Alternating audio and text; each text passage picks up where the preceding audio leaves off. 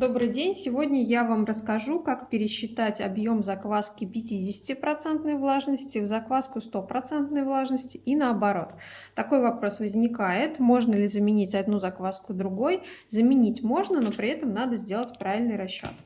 Итак, представим себе, что здесь у нас закваска 100% влажности, а здесь у нас закваска 50% влажности. Закваски 100% влажности на 100 граммов муки у нас приходится 100 граммов воды. А в закваске 50% влажности на те же самые 100 граммов муки у нас приходится 50 граммов воды. Итого здесь мы получаем 150 граммов закваски, а здесь мы получаем 200 граммов закваски. Если мы от 200 вычитаем 150, мы получаем 50 граммов воды. То есть добавлением к этому объему закваски 50 граммов воды мы получаем 200 граммов закваски. Если мы эти 150 и 50 сложим, мы получим 200 граммов закваски 100% влажности. Я думаю, это понятно. А теперь я вам покажу формулу пересчета. Например, мы берем закваску 50% влажности, и у нас ее 150 грамм. Мы берем 150, делим на 1,5, получаем 100 граммов. 100 граммов мы умножаем на 2 и получаем 200. Теперь нам надо найти разницу между 200 и 150.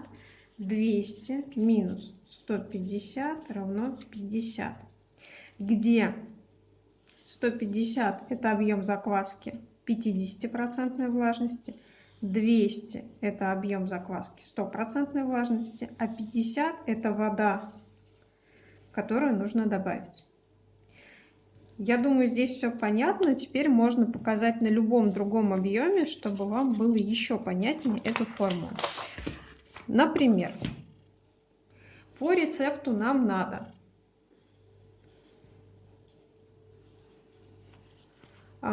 100 граммов закваски 100% влажности, а у нас есть только 50% влажность.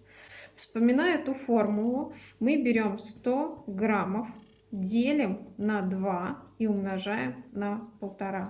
И получаем 75 граммов 50% влажности закваски. Теперь находим разницу между 100 и 75. 100 минус 75. Получаем 25 граммов воды. Нам надо добавить к закваске 50% влажности. То есть мы берем 75 граммов закваски 50% влажности и прибавляем к ней 25 граммов воды, чтобы получить 100 граммов закваски 100% влажности. А теперь считаем в обратную сторону. Например, нам нужно,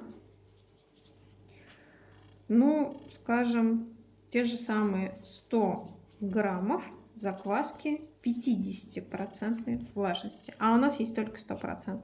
Мы для этого 100 граммов делим на 1,5 и умножаем на 2. И получаем 133.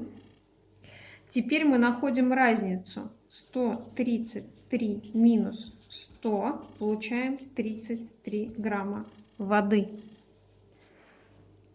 Но при этом мы понимаем, что закваска 50% влажности, она суше, а у нас есть только более влажная закваска. Значит, мы эту воду вычитаем